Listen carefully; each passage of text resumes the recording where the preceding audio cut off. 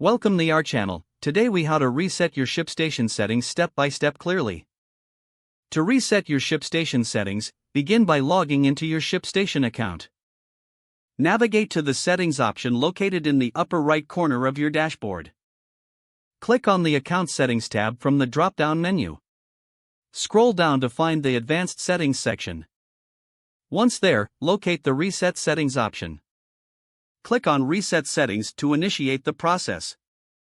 A confirmation dialog will appear, asking if you are sure you want to reset.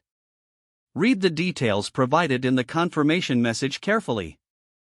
If you are certain, click on the Confirm button to proceed. Your settings will begin to reset to default. This process may take a few moments, so please be patient. Once the reset is complete, you will receive a notification on your screen. After the notification, review your settings to ensure they have been reset as intended. You can now customize your ShipStation settings according to your preferences again.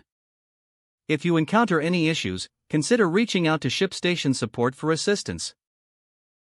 Always remember to back up important data before performing a reset to avoid potential loss. If the page does not load, refresh the browser or try again in a private or incognito window. Make sure you are using the correct email address, then retype it carefully to avoid small typos.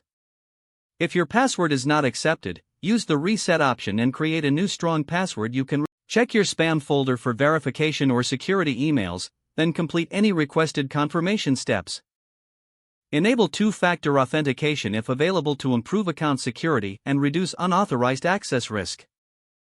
After signing in, review your profile details so your contact information and settings are accurate and current. If you see an error message, note it down and try again after restarting your device and internet. Log out when you finish, especially on shared devices, to keep your account and payment information secure. If the page does not load, refresh the browser or try again in a private or incognito window. Make sure you are using the correct email address, then retype it carefully to avoid small typos. If your password is not accepted, use the reset option and create a new strong password you can remember.